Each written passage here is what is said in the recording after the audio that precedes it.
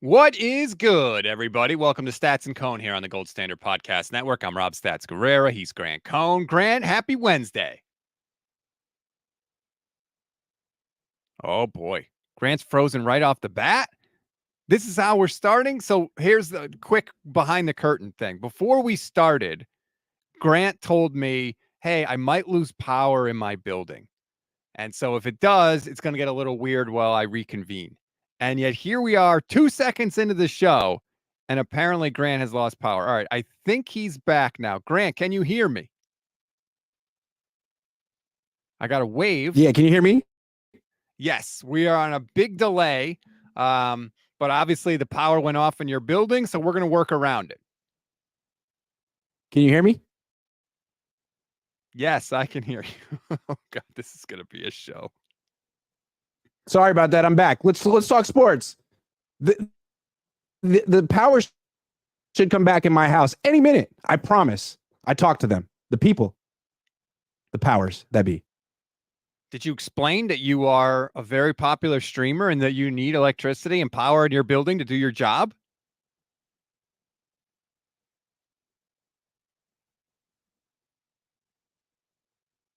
It's really unfair. I told them I'm a famous streamer, that there are hundreds, literally hundreds of people dying to hear what I have to say today about Brandon Aiyuk, and they didn't change their schedule. It really upset me. That is very, very troubling. Well, while we stall quickly to give the people in your building time to get the power back up and get things up and running, let me just remind everybody, go vote right now in the 49ers Media Madness bracket for 2024. It is up on our website, goldstandardniners.com. Today is the last day of voting for the opening round. So if you've got somebody that you want to vote for, make sure you get your vote in. The new round will start tomorrow. So we'll have eliminations. So head there now. Again, goldstandardniners.com. Vote for your favorite content creator. Grant, I know you've mobilized the army that you have, and you have a very comfortable lead right now over John Lund of KNBR. Yeah, but things could change at a drop of a hat. Yeah, so I'm really just taking it one day at a time, and good luck to John Lund and everyone in the contest. I'm nervous. I didn't sleep well last night. I just want people to like me.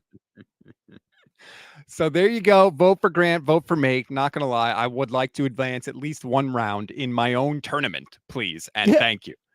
Now, let's get to some Brandon Aiyuk stuff.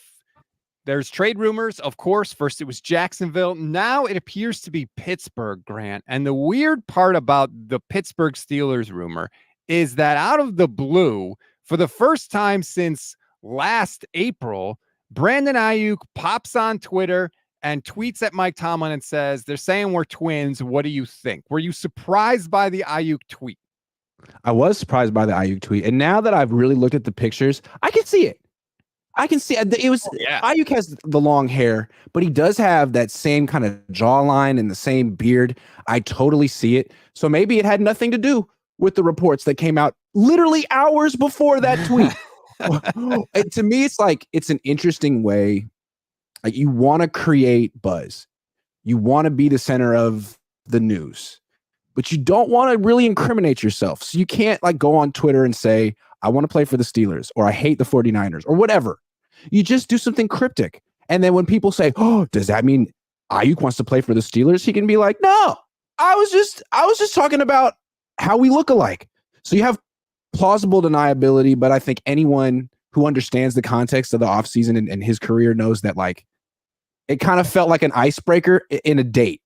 Like, hey, what's your favorite thing to do on the weekend? I just felt like, hey, let's be friends.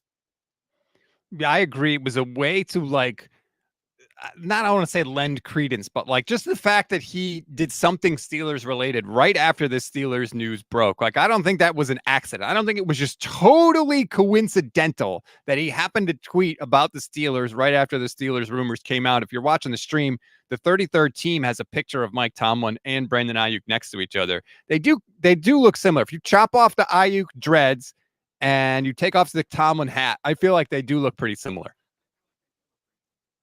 They absolutely do. Can I just point something out? So Brandon Aiyuk is not particularly active on Twitter, right? This is the first thing he's tweeted in a long time. You know who is particularly active on Twitter? Mike Tomlin. You know who hasn't responded to this tweet? Mike Tomlin. That's very interesting to me. Like, why did you leave Brandon Aiyuk on red? To me, if this was just good-natured, messing around, you could respond to him. But this is very close to tampering. Very close. Maybe that's what he's thinking. Maybe he's like, look, I'm not potentially getting any of our draft picks messed up because of this stupid tweet from Brandon Aiyuk. So maybe he's just leaving it alone. That's why I feel like if there was nothing to see here, Tomlin could have responded, ha, ha, ha, we do look similar. See you on the field next year. Good luck with the Niners. But no, radio silence. It's almost like, hey, man, why don't you just text me and we could talk about this privately? Like, what are you doing, man? Like, I don't know. That's why I looked at it. Like, why is Tomlin leaving him on red? He has.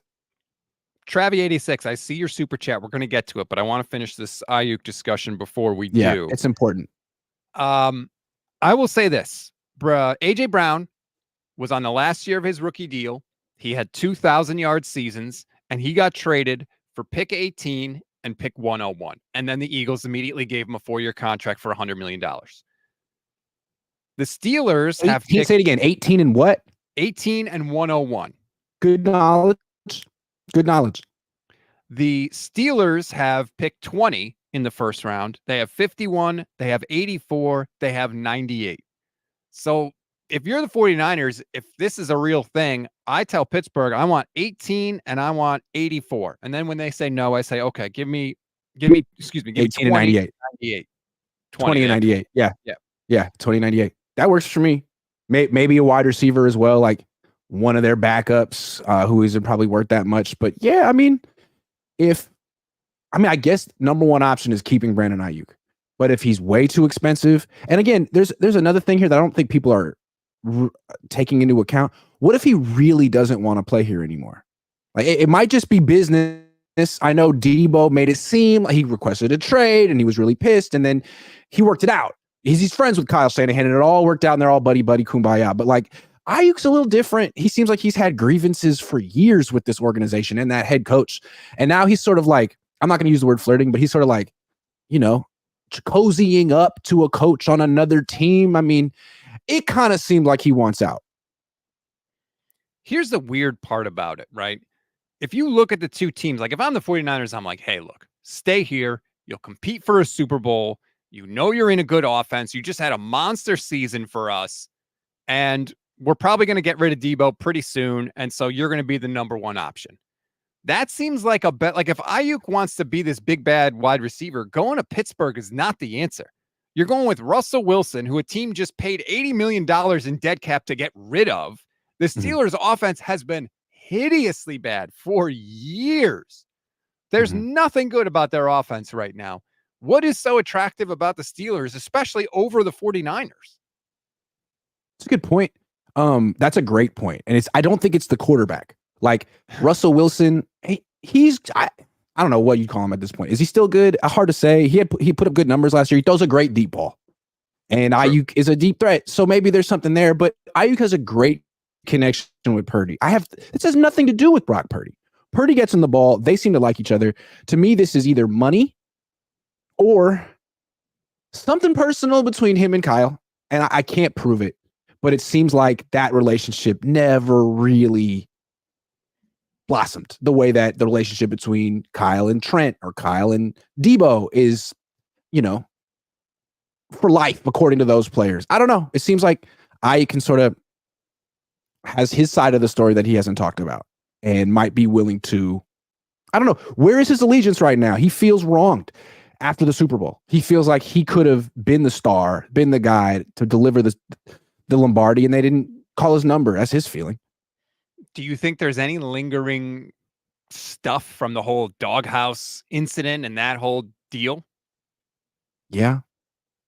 Look. I just want to say, I went out to dinner with Brandon Aiyuk's mom in 2022, right before their playoff game against Green Bay. And it was just like it was weird how it happened. We were staying at the same hotel. I was going out to dinner and I went to the hotel bar to get a drink because the reservation wasn't for an hour and a half. She was at the other end talking to some Niner fans. And I was just eavesdropping because I'm a journalist. And I overheard her talking about Reno and Arizona State and Sierra College. And I was like, that's Aiyuk's mom for sure. So I was like, excuse me, do you mind? So we're back.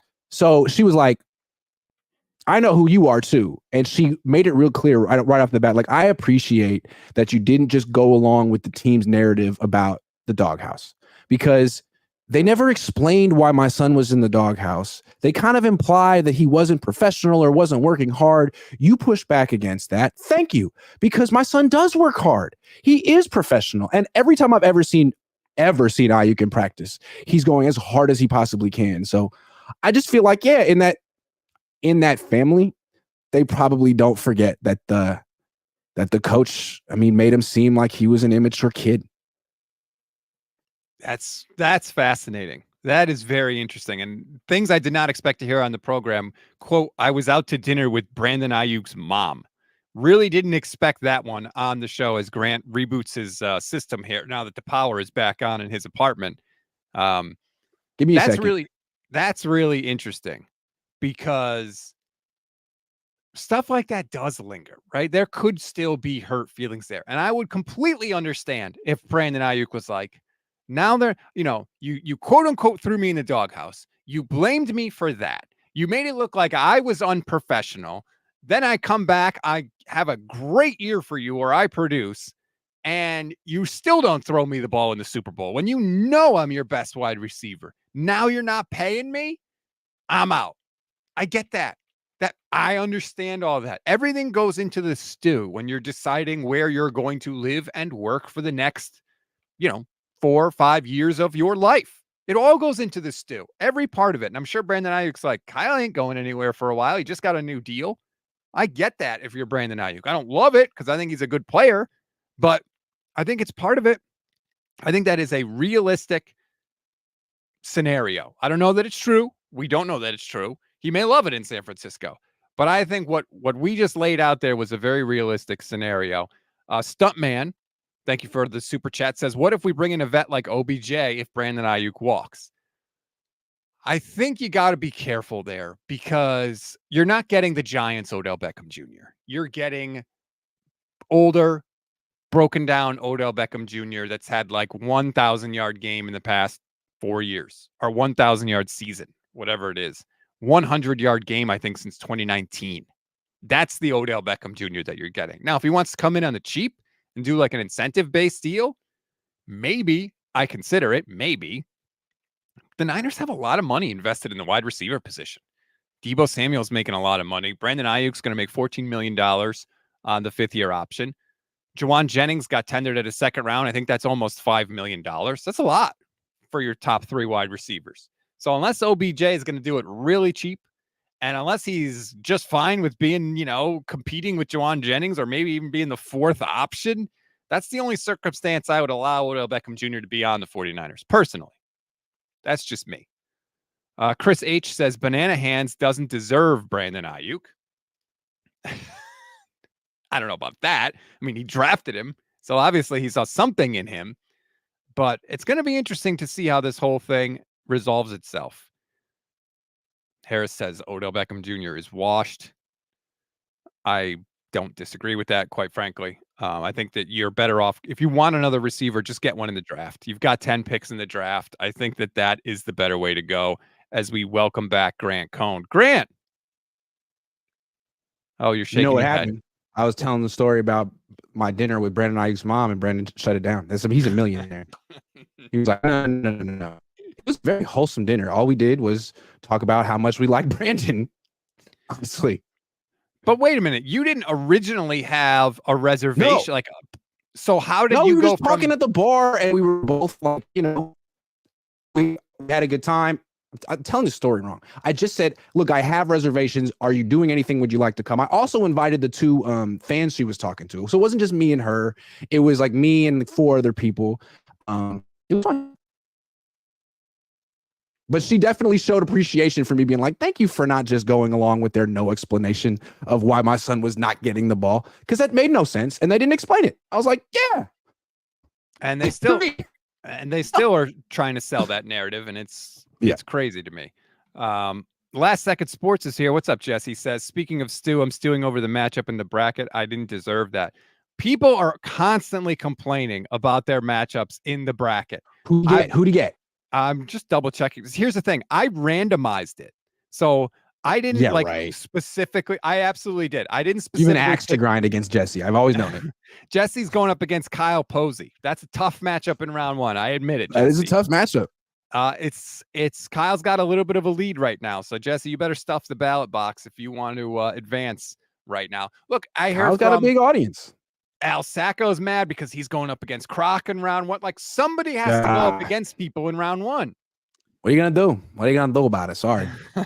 Guys, it's just a popularity contest. It's okay. We're going to be okay. We're all doing fine.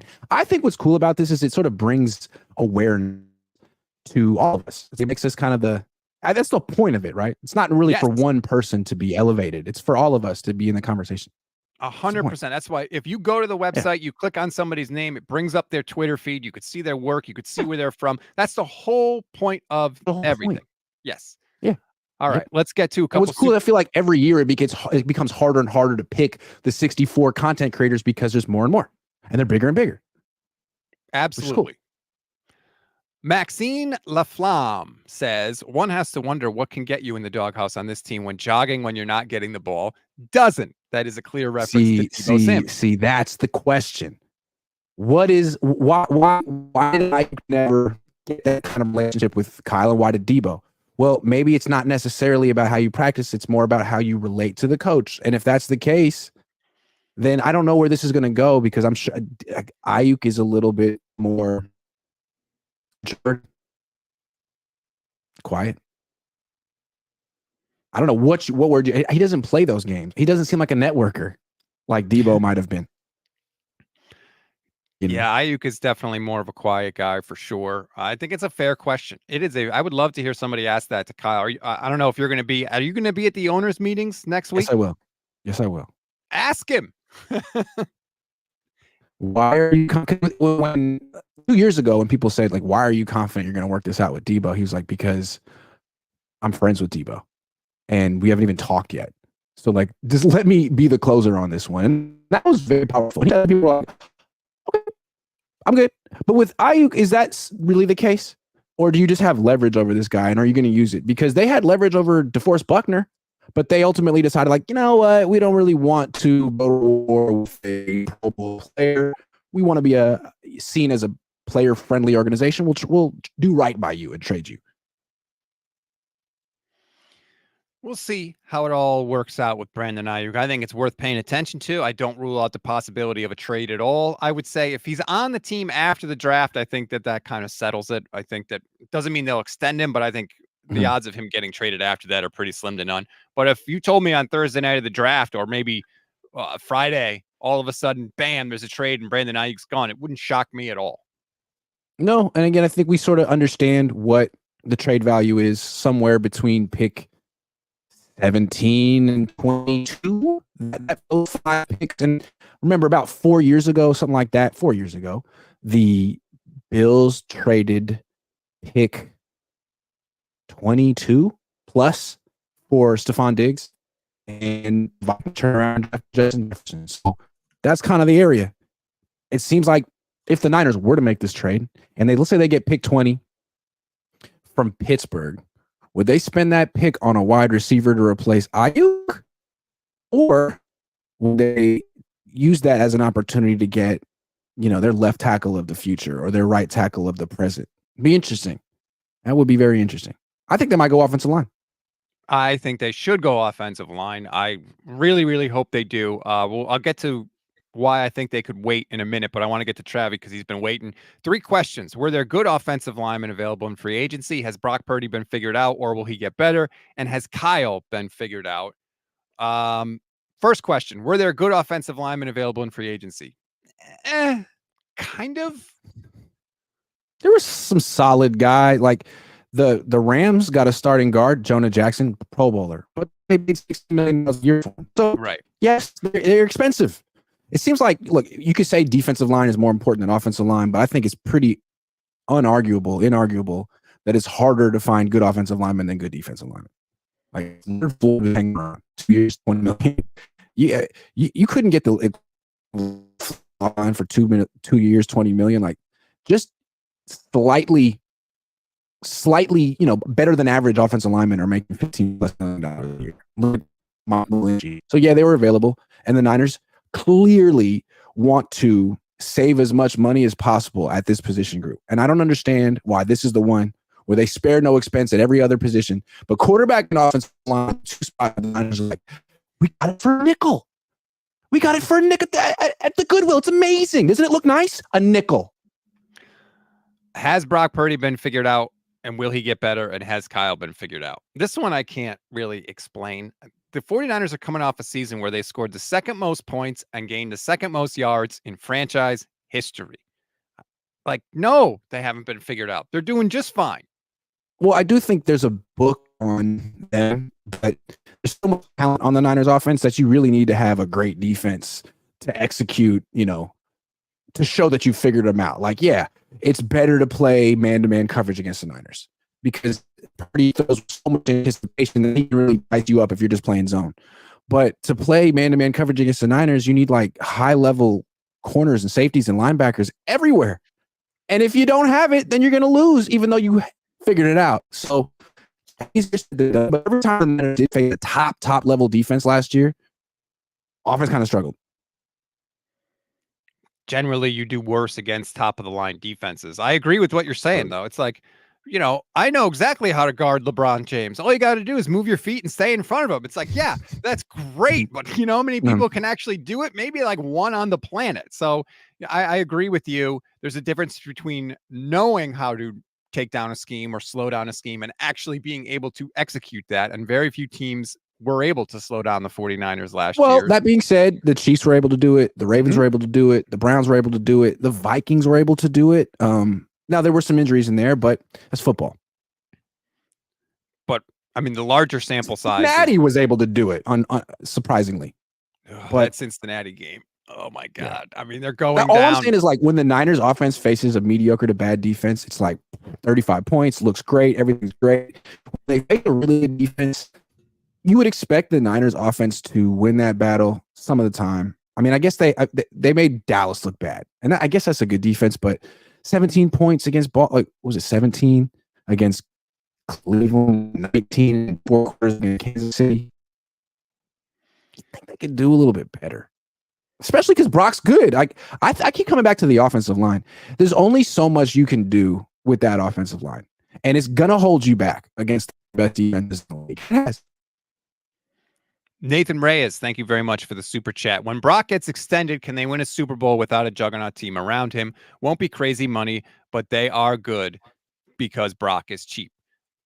I'm maybe in the minority, Grant. I am not just lock it up, guarantee Brock's getting a new contract after next season. Like, what if he doesn't play that great next season? Or what if he gets hurt next season? Like, I don't just say right now, guarantee, book it, Brock Purdy's getting paid. Let's let the season play out and we'll go from there. Yeah. I could see that. Sorry, I was reading the chat and people said my internet was bad. I was like, what are you talking about? Yeah, it's been a little dicey, not gonna lie. Sorry, I mean, I think it's like trying to get itself back up to speed after it got shut down. I don't know. It's just one of those days. I'm having a bad day. I don't want to talk about it. It's 9:00 in the morning and it's already a bad day. So I was just saying, I don't think that it's a guarantee that we're paying Brock after this season. Oh, really yeah. Don't. No, I want to talk about that. I do want to talk about that. I mean, he had a great regular season. MVP type numbers. Not in the postseason, though. His numbers in the postseason this past year were like very mid. Quarterback rating below 90 in every single game. He battled. He wasn't bad, but $55 million a year for a guy who was really average in the playoffs. I don't know. I think he still needs. He's got a whole other season to prove himself, but I think he needs like a big playoff performance to show that he might be the kind of guy who could carry a team. There's certainly room to grow there. And Brock's talked about how he wants to work on his mobility and he wants to work on his arm strength. Another question for Kyle that I'd love to hear asked at the league meetings is, did Brock come up with those on his own, or is that with the team? And he talked about, like in his exit interview, did that also come from the team? Because that'd be interesting to know whether or not it was just a Brock thing or whether the team told him, hey, you got to get better here. I think probably Brock. Last year they said they wanted him to be more in the pocket, to stay in the pocket. And this year he's saying he needs to scramble more. So that's kind of interesting. Like, did the team change their mind, or did Brock sort of become a little bit more a self-advocate? Like, I know what I need to do for my career. This is what I need to do. Maybe he overcompensated. Maybe he stayed in too much. He's got to find the sort of happy medium there. We'll see a lot of people commenting on your internet. Matt McCune, Brother Bob had a super chat. Really great. Yeah. I appreciate that. I could just go back to my hotspot, I guess. Gene says, what is the trade value of Debo? Any offer yet? If Debo gets moved, I don't think it's going to be till after June 1st because the cap hit would just be massive. So I don't know. Are you hearing anything about that? No, they would. I'm not hearing anything about that, but I agree. If they're going to trade Debo, it's going to be after June 1st. I mean, I think they made that pretty clear with the Armstead thing. Like, they're not going to take huge dead cap hit this year just to move off of a good player. Like, they'll wait until after June 1st. So I would agree. Although it just seems like if any wide receiver's getting traded, it's going to be Aiyuk. It seems like it's so much easier just from a financial standpoint. I saw a chart going to the draft and the offensive line about the top salaries for different positions and the average round that they were drafted in. And I have to say, it made me think that maybe the 49ers could wait a little bit, that they'd be able to actually bolster their offensive line in a really meaningful way in this draft. The tweet comes from Daniel Salib, I think is his name. And I apologize if I got that wrong. It's a graph of the 10 highest paid players by position. And it shows the average draft round of those players. And like some things you expect, right? The 10 highest paid interior defensive linemen, the average draft position is first round, pretty much. Same for right tackle, same for quarterback, same for left tackle, same for edge rusher. But then I look all the way at the bottom of the graph. The average of the top 10 centers in the league, they're the highest paid centers. Their average drafted round was 3.7. That tells me the 49ers could get a real starting center in round 3 or round 4. And that's not like a pipe dream. That's generally where they have come from. That is fantastic. If you're telling me the 49ers could get a tackle in round 1, they could get a guard at some other point, probably have to be a little earlier, but then they could wait till 3rd round, 4th round to get a center, and not just like Spencer Burford type player, like an actual really good center, then all of a sudden you're getting me super excited. Now I'm like, wait a minute. Now we could affect the offensive line in a real legitimate way. And more importantly for the 49ers, a cost-effective way. You're telling me we can get really good players for cheap, which I know everybody's talking about a couple of years from now in the Brock contract and how are we going to survive?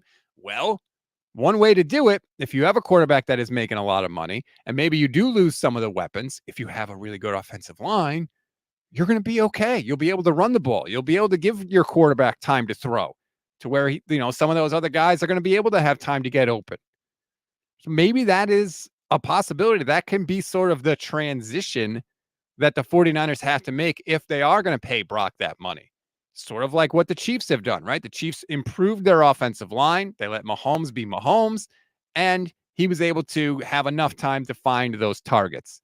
So, Grant, I don't know if you heard a lot of that or if you want me to restate it quickly, but I think the Niners can really, really improve their team in a major way, realistically, in this draft. Where would you go? Well, I was looking at this graph here, and the 10 highest paid centers, their average round they were drafted in is 3.7.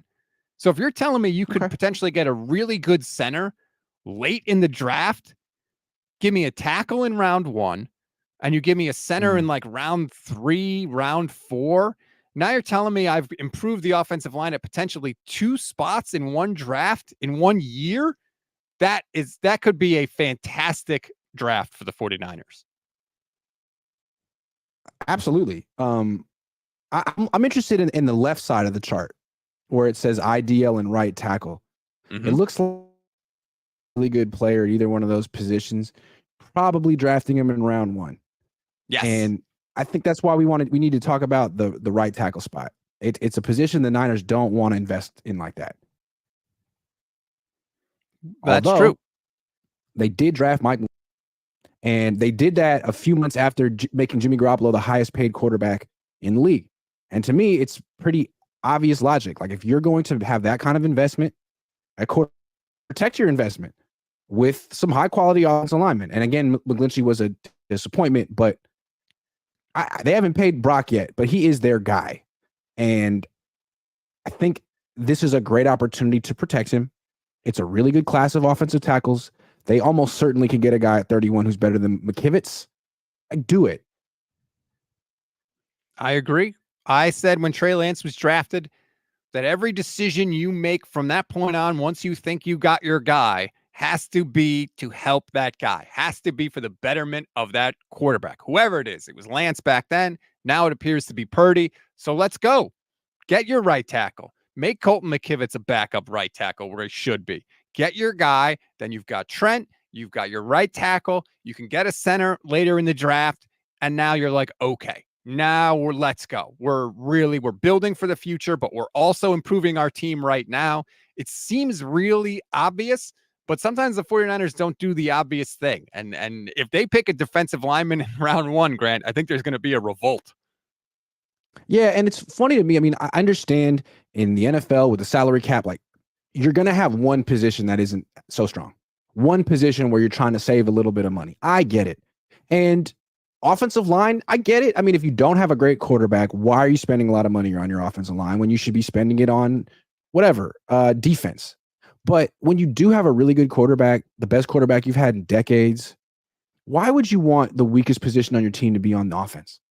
The position that's supposed to protect him. Like, can't you cut corners somewhere else? Running back, defense, offensive line is where you want to cut the corner when your quarterback is potentially special. It doesn't make any sense. It feels like I get last year the Niners being like, look, we really don't know about Brock. He's played half a season. He's coming off an injury. Like, let's not change our philosophy too much. But now he was just an MVP candidate. Like, protect him. And if they do, I assume you'll be throwing nothing but bouquets on Thursday night after the draft. No, then I'll have an issue with I won't like the offensive tackle they took. They'll take the long tackle. Right. Yeah. I told them to take that guy. It's interesting, too, because there's supposedly this draft is full of offensive linemen. Again, I'm not a draft expert. I don't pretend to be a draft expert. I will talk to one later in the week. But I could see if the Niners stay at 31, I could see a lot of teams making them trade offers because there's a lot of teams that want to move up to the back end of round 1 because if you draft a guy, you get that extra year in the contract because of the CBA. So if the Niners think, hey, there's still a bunch of offensive linemen that we like, we might trade down and get more picks and get out of the first round, in which case, again, I think there would be people freaking out. I would actually look at it the other way. That could happen. But with 11 picks, what are they at 10 now? They traded one from Malik Collins. You have 10 picks. That's still maybe more than they need. If there's an offensive tackle they like and he's within their range, they might trade up a few spots to get him like they traded up for Brandon Aiyuk 4 years ago. That's what I hope they do. I hope that because there's not 10 spots on this team. There's just not. So use those picks, move up in the draft, and figure it out. And by the way, I'll talk with Thor Nystrom of Fantasy Pros, who's one of the experts in the draft and breaking it all down. I'm going to talk to him on Friday. So I'm really looking forward to that. Because again, I don't pretend to know any of these people. I have no freaking clue. So let's, like to talk to somebody who knows a little more than me. So that's going to happen on Friday. What else do you want to know from John and Shanahan at the league meetings next week? I'd like to know about these clerical errors that cost them a 5th round pick. Yes. Like Mike Silver made the point on Twitter. Hey, if it was, am I here? You got me still? I got you. Here. Okay.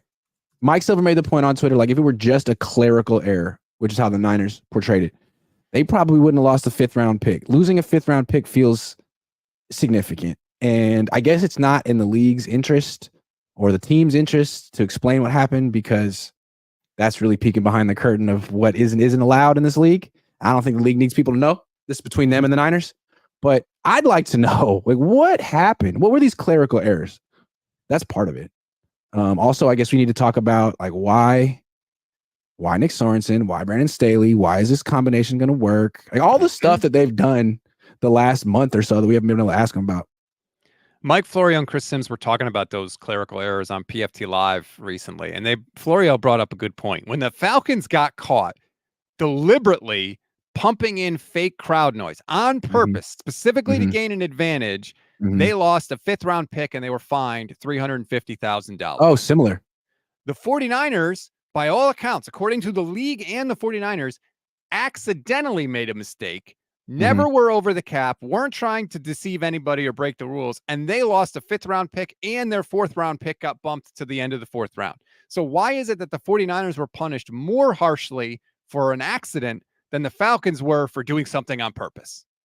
Well, I mean, the way that the league and the Niners are making this seem is that it was, maybe a decimal point was put in the wrong spot, and maybe the numbers that they gave the league were a little incorrect, but it was an honest mistake, and, it didn't give them a competitive advantage, and they were still under the cap. But if you're being really cynical and you don't think that you're getting the real story, and you're wondering why there was this significant penalty without a real explanation, you could wonder, like, well, maybe it did give them a competitive advantage. Like, maybe they were over the cap.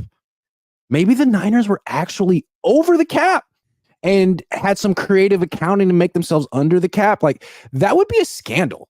I don't think the league would even want people to know that could happen. So I don't know. I don't know. But that's one conspiracy theory. If we're going, what did we do last week? Was it like completely irresponsible conspiracy theory hour? There it is. Irresponsible speculation. Go. Well, all right. Since we're going to play that game, I'll say this. Falcons president Rich McKay is on the competition committee. He's one of the most influential executives in the NFL. Maybe the league took it easy on the Falcons because of Rich McKay's relationship with the league. That's entirely possible too. But again, I'm not saying that's what happened, but we are irresponsibly speculating here on the show for the 2nd week in a row, which I greatly enjoy. It's a lot of fun. Maybe that's as long as you label it, it's okay. Right. We can say whatever we want, right? Huh? Let's get to a couple of super chats here. Gene J says Kyle Shanahan needs to look at Green Bay and Seattle, 3 rookies last year. Green Bay is one of the youngest friggin' teams I've ever seen. I thought I saw something the other day that said they don't have a player over 28 on their team, which is wild. Meanwhile, the Niners are signing 31-year-olds like they're going out of style. I think they're in a different places in their sort of team building. But I like everything the 49ers have done this offseason, Grant. I like all the moves they have made. They are not locked into any bad contracts going forward. Most of all their moves have been 2-year deals. And I think they went into it with a very clear plan of let's add depth. Let's get consistency, whether it's, older guys, that's okay. But we want consistent, solid production. And I think they've done that. Well, they kicked off their offseason releasing Armstead. And that was shocking. And I think they were trying to make a point. Like, we are no longer going to be overspending for players who aren't on the field consistently. Like, we're not doing that anymore. And if you won't do it for Armstead, then you can't do it for any incoming free agents. So everyone they brought in, it seems to be cost effective and durable-ish. Except for Devondre Campbell, who wasn't their first pick. And I'm not trying to make something like, I'm not trying to make him a punchline, but that Devondre Campbell, that signing doesn't seem good enough. It doesn't seem like it's enough. He seems like a big downgrade from Eric Kendricks and Dre Greenlaw. And I think they need another linebacker. Maybe I'm wrong. Yeah, I agree. Like, clearly he wasn't their first choice. Their first choice was Eric Kendricks. This draft reportedly is not a very good linebacker draft either. So they may, I know, sort of have. Hey, maybe D Winters is that guy. He better be. Well, that's the frustrating thing, right? It's like, what do we need? Well, we need a linebacker and we need a backup tight end.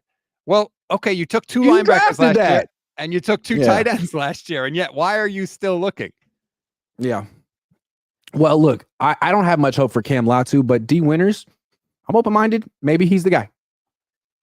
I hope so. It would certainly be nice if you're watching the stream. I don't think it's Flanagan Fowles or Curtis Robinson or Keith. What's the new guy's name? Hold on, where is he? Ezekiel Turner. I don't know why I thought his name was Keith. Ezekiel Turner. It's not him. Yeah, if you're watching on the stream, you can see the additions, departures, returns from the 49ers offseason. That graphic took me way too long to make, by the way. I'm terrible. It's really well put together and nice. I like it. Oh, thank you. They re-signed Chris Conley? No offense, but yes. Why? It was a 1-year deal. Okay. Yeah, I mean, he knows the system. I honestly think it's because if you really ask me, like they thought they needed a wide receiver, right? So they bring in Conley so that they go into the draft next month feeling like there is no area we have to go to where if we suddenly missed out, oh no, we'd be in big trouble. I think they think that. Whether or not you agree is a separate issue, but I think if you ask them, they would say our offensive line is back from this year. We've got receivers in here that we trust. We don't have to go anywhere. We can let the draft come to us. Yeah, because you got 31-year-old Chris Conley. You're good. No, I don't know. Chris, he had a nice catch in the Super Bowl, so good for him. But I don't know. They could get a little younger. They could get a little younger. I feel like they've just been throwing away their draft picks the last few years, picking players and not really committing to developing them. I don't know. But the development issue for me is worrisome because I feel like Kyle has zero tolerance for rookie mistakes. So when they make a mistake, he's like, Logan Ryan, you're in. Jair Brown, you're out. And it's like, you know who else was like this as a coach? A guy who really didn't trust young players and kind of always had an older team. John Gruden. And who did Kyle grow up under? John Gruden. Kyle's better than Gruden, although Gruden did win a Super Bowl. But yeah, I mean, Gruden kind of stale. He's kind of a control freak. And people caught up to him eventually. So Kyle, don't become John Gruden. Well, for a variety of reasons. For a lot of reasons. Yeah, definitely not. I think offensive line obviously is a spot where they still want to improve. Corner, they need a nickel corner still because I don't think Isaac Yiadom is like definitely going to be that guy. Right. And I saw that you wrote something recently about Tre'Davious White, the possibility of Tre'Davious White. Certainly a player who, when he's on the field, can be a factor, but he's missed, 10 games over, or he's played only 10 games over the last 2 years. Yeah. Well, it seems like the theme of the Niners off season is to not sign players like him. But the thing about Tre'Davious White is he won't be expensive. This kind of reminds me of when the Niners signed Richard Sherman. He was coming off a torn Achilles. They brought him in. They were confident. I mean, he wasn't prime Richard Sherman, but he did have a Pro Bowl year on the Niners, and they went to the Super Bowl with him on the field. So I could see them thinking, hey, if it worked with him, why not Tre'Davious White? He'll be a relative bargain. They don't want to spend big at cornerback anyway, considering they're playing zone most of the time. I could see him doing it. I mean, he's still available for the right price. Yeah, I can see the Niners doing this. Richard Sherman played way better than I thought he was going to play. I was so skeptical of that signing. Here's the scary part for me of Tre'Davious White. Not only is he coming off an Achilles, but he also tore the ACL in his other leg a couple of years previously. Yikes. So now it's like... He's Klay Thompson. Right, like that is a horrible combination for a position where speed and change of direction are obviously important. I'm not saying he can't come back. I think he's 29, so it's not like he's super old, but those are major injuries. So can you put a guy through a workout? I mean, I guess maybe they could. I would be skeptical. Yeah, and what the problem with him is he might look great in the workout. He might look great in training camp, in preseason, but how long is his body going to hold up? If he only gives you 5 games, and then you put yourself in a situation where your number 3 cornerback again is Ambry Thomas. Like, that's not what you want. So that's the thing about bringing in someone like Tre'Davious White. You might be bringing in nothing, in which case you set your team back. So the Niners haven't been making risks like that this year. They want someone who's going to be on the field for 17 games or has that kind of track record. I wouldn't expect him to sign Tre'Davious White. And that's cool. I think they've taken these kind of risks for a long time. I think it's time that they value durability. I would agree. And obviously nothing's guaranteed, but you can only go off the information you have. Leonard Floyd hasn't missed a game in 6 years. Yes, I trust that. Tre'Davious White, maybe not so much. So, But look, this is also the team that kept bringing Jason Verrett back. So who the hell knows? I mean, certainly, maybe if he wants to play for the league minimum, maybe you take a flyer. But other than that, I wouldn't do it. Right. Maybe their experience with Jason Verrett would lead them away from Tre'Davious White. Like, you know what? It doesn't always work out. Even if the player really, really is a good competitor, used to be great, sometimes the body just breaks down. Matt McCune, YouTube channel member. Shout out to Matt and all our YouTube channel members, by the way. Please sign up. It's less than $3 a month. It's a great way to support the channel. Matt says, most mocks I've seen says we take Chop Robinson at 31. I've seen that, the defensive lineman. Great name. Definitely a first-round draft pick name. I don't see it. I think we're underestimating how much Brandon Staley likes Leonard Floyd. Like, Brandon Staley kind of developed Leonard Floyd in Chicago and then brought him to the Rams. And now he was like the Niners' first target this offseason. I think the Niners believe in Leonard Floyd. And frankly, I like him. I think he's a good player. I'd be surprised. I think they're more likely to take a corner in round 1 or an offensive tackle. Like, we're just talking about Tre'Davious White. If the Niners could get a legit corner who's good against the run and the pass, I think they would take that guy there. I would agree, especially because you don't know what's going to happen with Mooney Ward, too. He wants a new deal. You know, if you draft a guy who's a friggin' stud and he all of a sudden is fantastic, then it's easier to let Mooney Ward go if you decide to do that, or it's easier to take a very firm stance in negotiations with Mooney Ward if you feel like you have somebody that can fill his shoes already on the roster. Yeah, I mean, they have 2 really good corners, but they don't have much after that. And having one liability in the secondary is too much in today's NFL. Like, you will get exposed. So I could definitely see the Niners taking a corner. We have seen liabilities in the Niners secondary get targeted. Gene says there was a report that the Niners asked the Jags for 17 and Zay Jones for Brandon Aiyuk. There was. That was Mia O'Brien, who covers the Jags for 1010 XL in Jacksonville. I think that the 49ers are basically telling you, blow us away with a deal and maybe we'll consider it. But other than that, leave us alone for now. And look, maybe a team in the draft gets desperate. Maybe Aiyuk doesn't get traded until day 3 of the draft when teams feel like, oh no, all the receivers are off the board. So now we'll make a move for Brandon Aiyuk. The only problem with that is you're probably going to have to trade Aiyuk for a player at that point because the Niners are going to want something that helps them this year. When did the Titans trade AJ Brown? Day of the draft? Day before the draft? Day of the draft? Oh. Good question. I don't remember. April 28th to 2022. So like right before the draft or during the draft. So I think if Brandon Aiyuk gets traded, it'll be something like that in a month. And the AJ Brown, like I was arguing with Michelle last week. I think the 49ers should absolutely ask for the same deal that AJ Brown got traded for. She thought that AJ Brown was a better player than Brandon Aiyuk, but if you look statistically, you could make the argument that Ayuk's been more productive in an offense that throws the ball, that doesn't throw the ball a lot too. So I think if you trade Aiyuk, you can't get less than what the Titans got for AJ Brown. I think the Steelers are really smart to be interested in Brandon Aiyuk. If I were the general manager of another team and I needed a wide receiver, I'd be all over this. Because to me, whatever the Niners are asking for Brandon Aiyuk, whatever he's asking is probably less than he's worth because they haven't featured him the way he deserves to be featured. So I think you're almost getting like an asset whose best years are ahead of him. And you can, like what the Niners did with McCaffrey, trade him for, get him for a few mid-round picks and just give him the ball all the freaking time and move justified. The Steelers could do that. Absolutely. And should. Whatever team trades for Brandon Aiyuk, you could thinking like this is a guy who should get 160, 180 targets a year, not 100. I have enjoyed just seeing online, listening to Steelers fans. What are they saying about Brandon Aiyuk?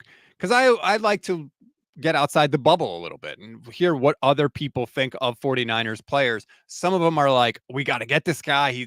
You said he's underutilized. And a lot of them are like, why don't we just draft somebody? He'll be cheaper and he could probably produce the same way. So they go back and forth on it just like we do. I mean, look at it this way. Last year, he had 105 targets.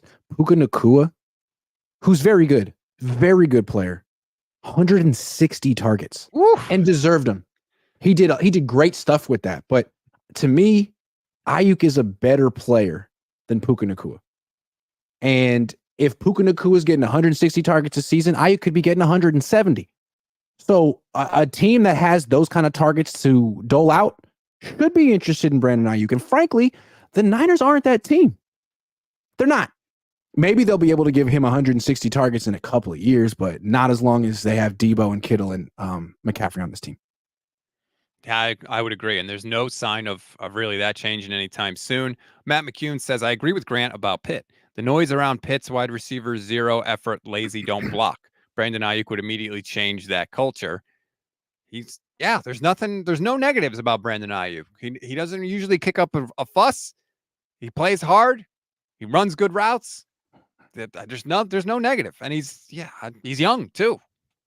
He's just expensive. You watch. If Aiyuk gets traded, watch the amount of 49er fans that are going to be, well, he's not that good. We don't really need him anyway. What did he do in the Super Bowl? Immediate reaction. Immediately. Yeah, well, that's what fans do.